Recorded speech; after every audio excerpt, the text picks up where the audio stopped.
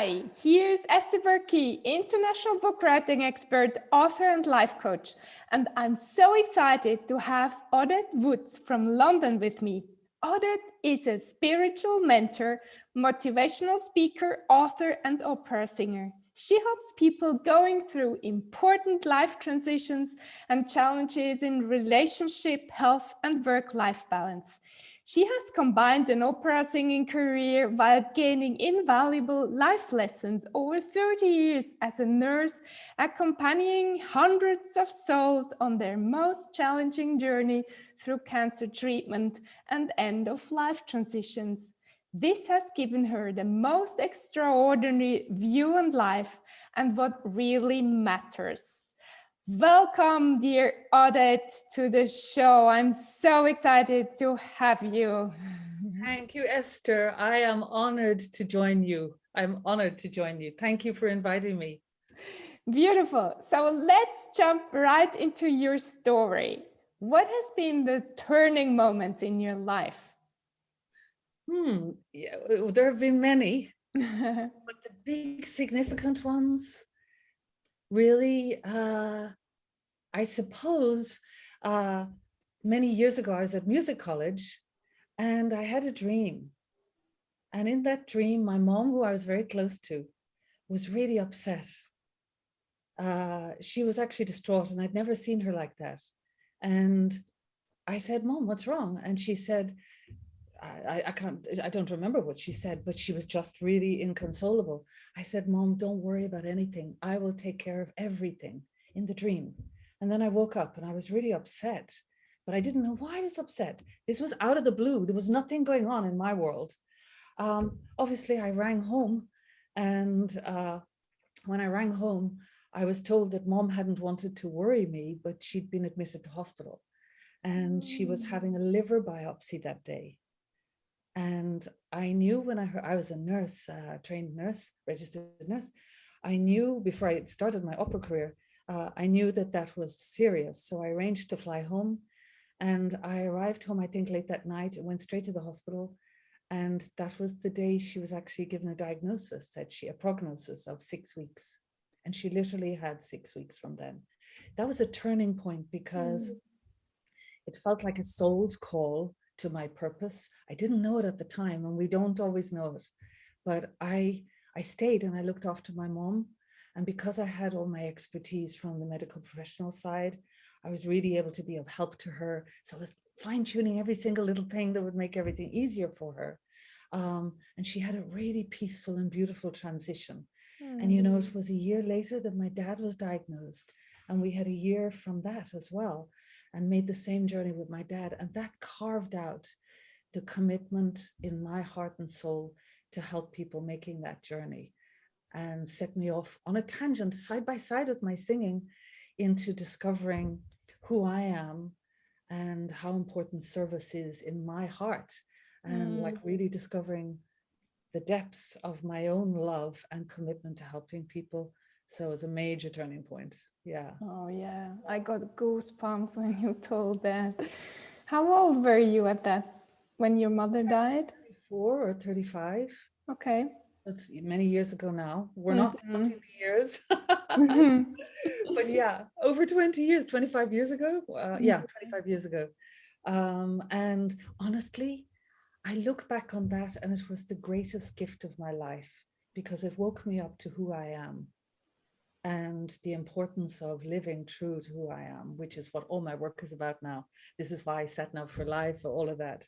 So it plugged me into my purpose. And what seemed like the most challenging thing, because I was really close to my mom, you know, she had the most wonderful, vibrant spirit, and I just really felt very much aligned with who she was. And so I was able to let go of her without attachment, because I knew I'd done everything within my power. And I discovered then that that's really important where people are dealing with a very difficult diagnosis or the end of life transition. People are impotent, they don't know how to help, but your love is the answer. Like sharing the experience is the answer.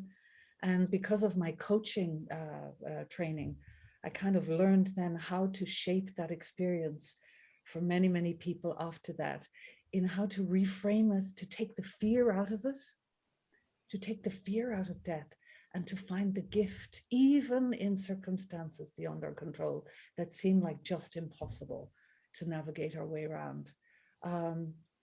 So I feel blessed, and it was like a soul's pact with my mom and I, that she was giving this gift of my life to me, which has been a great treasure, and I hope will continue to bless other people. That's my, yeah. So 20 years ago, you recognized your purpose, or was it a journey from there to here? Did it change your purpose? Yes, it did, because I also had the fires of passion for opera in me. And, you know, it's funny because I was an introvert. I feel like I'm an introvert by nature. So like I had to kind of convert myself into an extrovert in order to meet my vocal potential and bring it out to the world. So I had to become something more that could go out when really I loved being in. And so there was a journey of navigating my way around my own ego and my own attachment to how that should look, trying to be something versus being something. And, you know, you can imagine how you can play all of that out in different opera roles where you play different characters. And, you know, it shows me, like, in a way, we play different characters in life as well. We've got our roles assigned to us. And so I would be going on stage, and with each role, I'd be embodying a different aspect of life, looking at different life lessons and tuning into what feels real for me and what doesn't, and what is truth for me and what isn't. So everything became a gift of learning as well. But I did need to go through the process, and I think we all have, we have a burgeoning sort of desire in some way, and even if people haven't found it, it's there somewhere to be found if you go on a treasure hunt.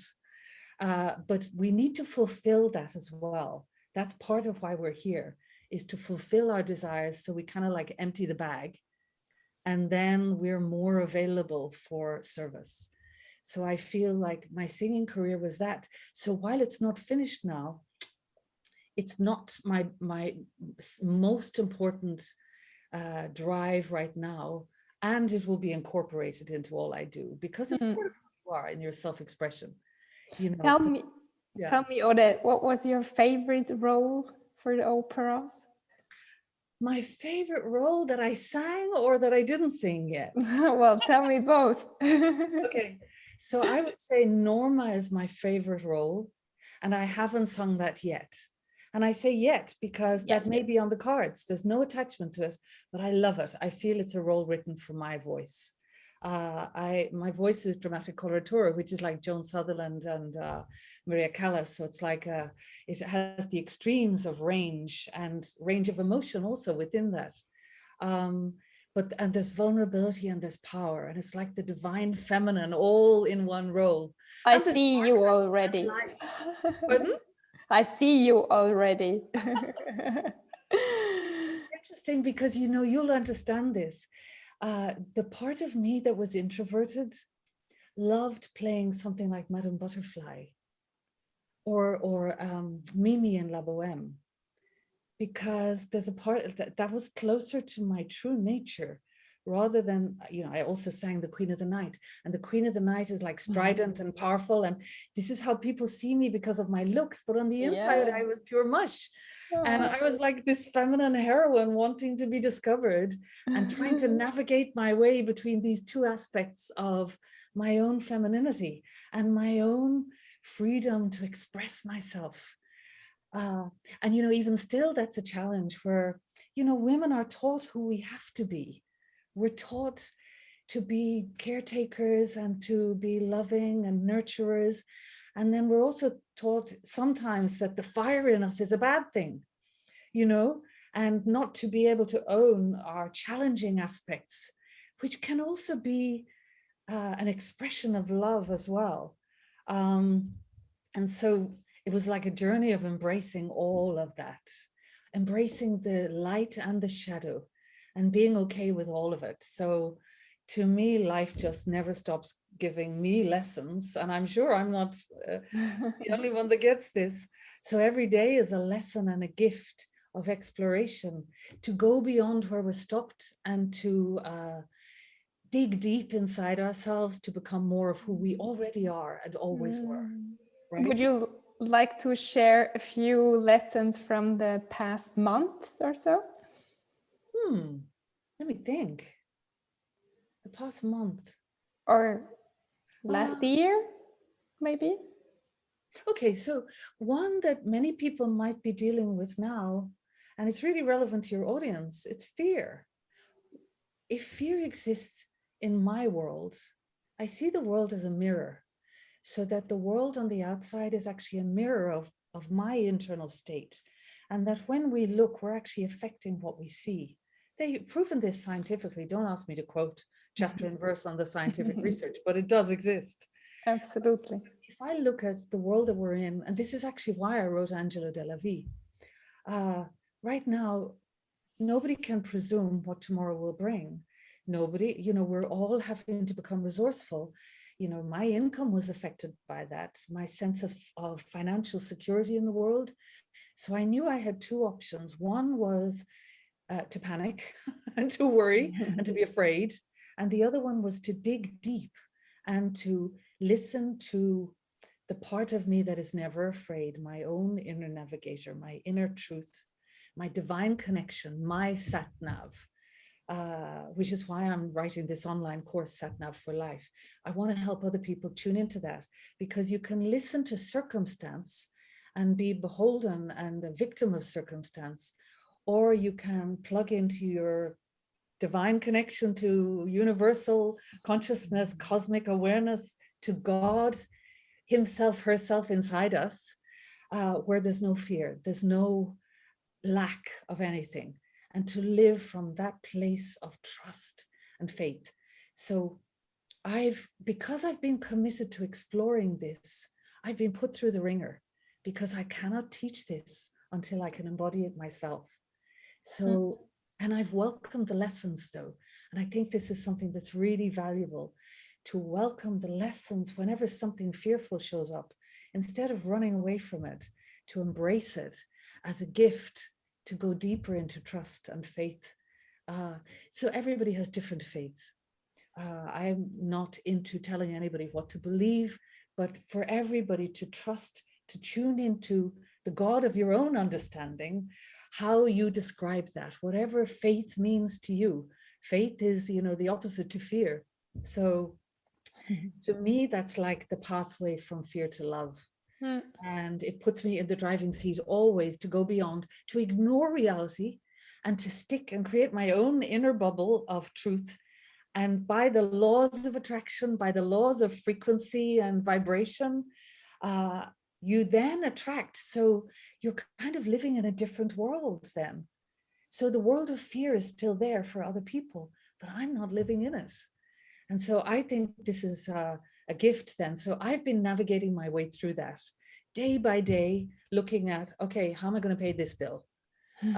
What about that? How do I explain that, without compromising myself and speaking scarcity?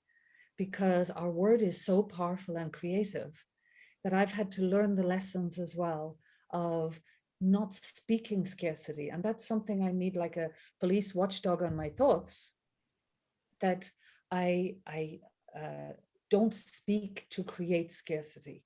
So I'm practicing that day by day to become a mastermind and a champion of positive creation and living from love, living in love and faith. Yeah.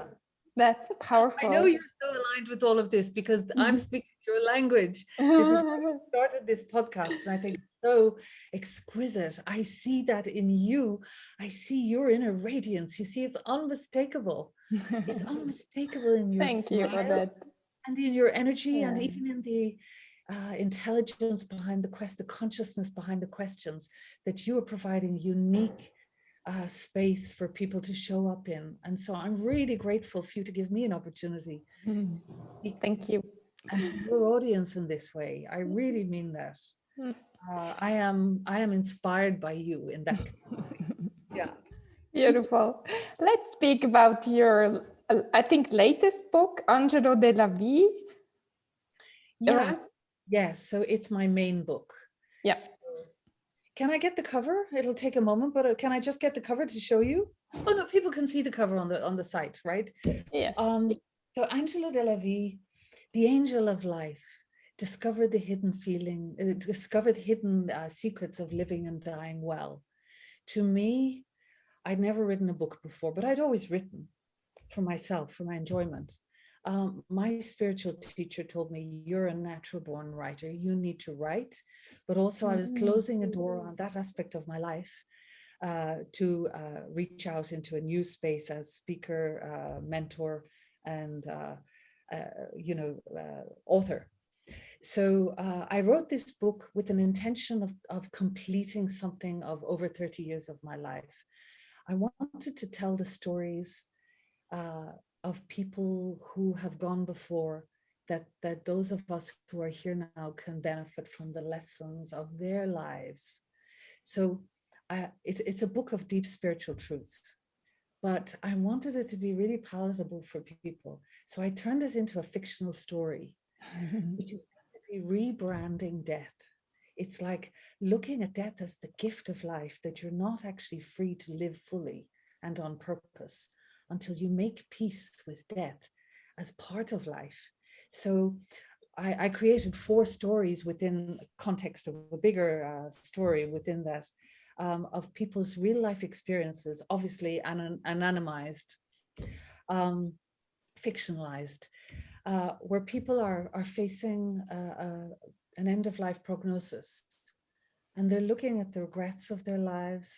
They're looking at the bucket list that they didn't manage to make, the dreams they didn't fulfill, the broken relationships. Many people with broken relationships, not speaking to their son or their mother for years and years, or a friend they were really close to once that they just let go of. And it's like we can cover all this up with all the diversions of life, but it's like a little hole in our hearts of something missing.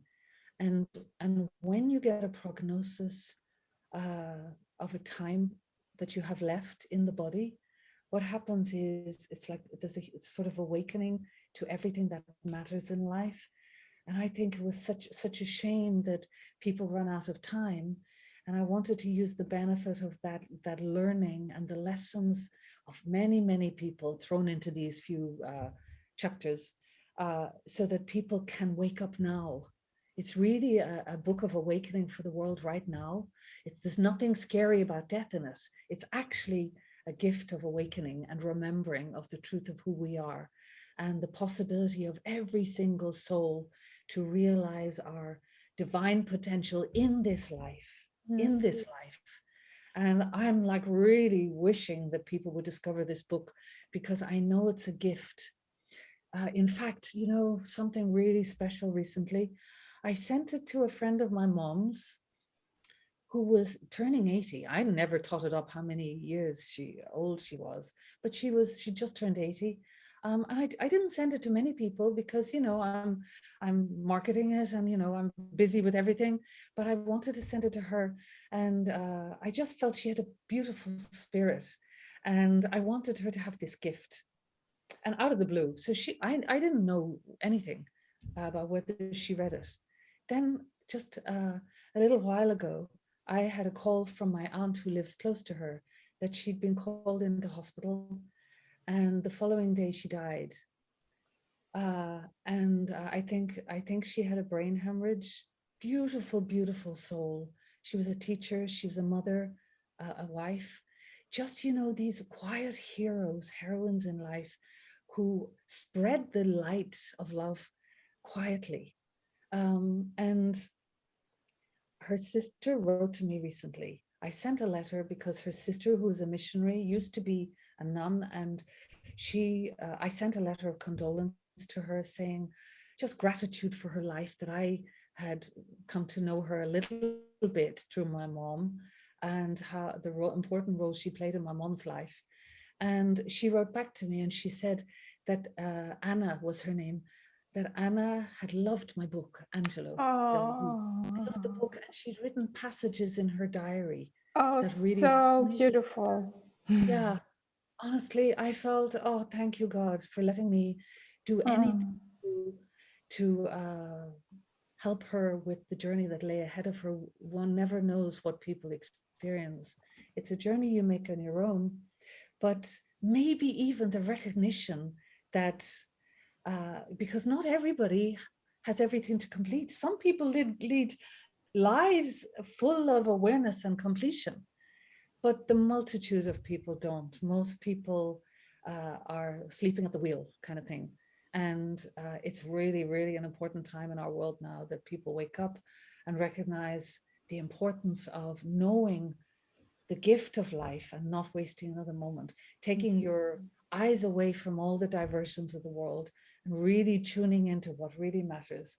We matter, love matters. So in wherever you are, in your little bubble, in your community, be love, be the message of love and truth for people, and be willing to transcend everything that isn't that. And that means tuning away from fear. I know that that this is the context for your work, but it's the same thing. Love and fear, it's like opposite sides of the the same coin, you know. Well, I'm so glad, Odette, that you wrote this book.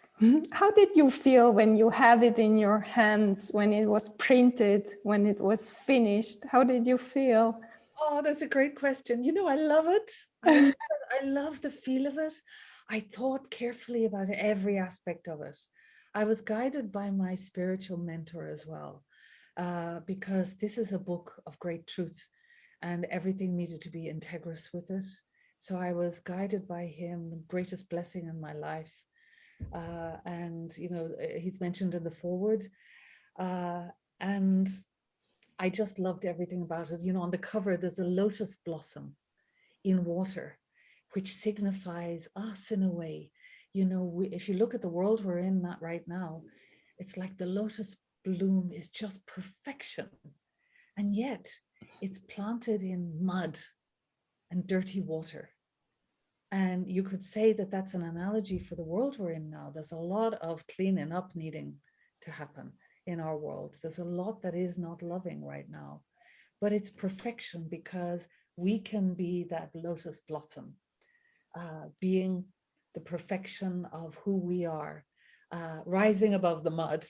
I'm thinking that what a great analogy, but nobody's asked me about that before. Thank you for asking that question. Yeah, so I love even the feel of it. So I want people to buy the book, not just to get the download, because the book is a treasure to keep as well. Yeah. Where can people reach you and get the book? So the book is on Amazon, wherever they are, it's on Amazon. So Odette Woods, just look up, and Angelo de la Vie, which means the angel of life. You'll find it under my name anyway, but Angelo Delavie. And where they can find me is odettewoods.com. I'm currently undergoing changes in my, like, rebranding everything. So I need to change my website, but they will find everything they need for now there. And also my links are at the back of the book. So anybody just buys the book. Yeah, because I'm going to be building a membership, and I'm also launching my online course, which will be taking the truths from Angelo de la Vie and making it an experiential course for people to discover themselves within the modules, like really the journey of self-discovery. And so I want everyone to have that, like, right now, because we need it. Let's face it, we all need it. And we need to come together and work together to kind of sort things out right now, you know? Beautiful, wonderful. So if you had 3 truths to tell us at the end of this interview, what would you say? Three truths. Every single soul is an embodiment of love. Whether you know it or not, whether you relate to yourself like that or not, your DNA, your spiritual DNA is love. And so the purpose of life is to go excavating, If you think of everything as like a mirror, imagine the mirror is you, and you need to like get all the cobwebs off, the cobwebs of illusion of everything that you are not, to discover the truth of who you are. So get out your cleaning tools and get going on cleaning the mirror to discover the inner truth and the luminosity of your soul. That's the first one. Second one is the gift of service. If you want to be happy, get busy helping other people. That is the access to happiness. Because then you forget about yourself and you forget about everything that isn't you. You know, we live in stories, we live in a character, and we are not the character. So if you want to come off stage, take your bow, come off stage and discover who you are when you take the mask off, get busy helping people. And that's the access. And third truth, everything's perfect, always. So regardless of what shows up, look for the gift. This is how I live my life every day now. We're all having challenges. I'm not Miss, what is it? What do they call it? Miss Pollyanna? You know, my mom used to say that about me. What I love about you is you always bounce back. So it was in me to bounce back. But then I had to go through the dark night of the soul to realize sometimes I was covering up things when I was bouncing back. It was a coping mechanism. And now I've transcended all that. And I've seen that the gift in every moment is to look for what is the lesson in everything that's showing up. So you can learn the lesson that you don't need to keep having the same lesson again and again. And you move into the next class and you increase your level of consciousness and awareness.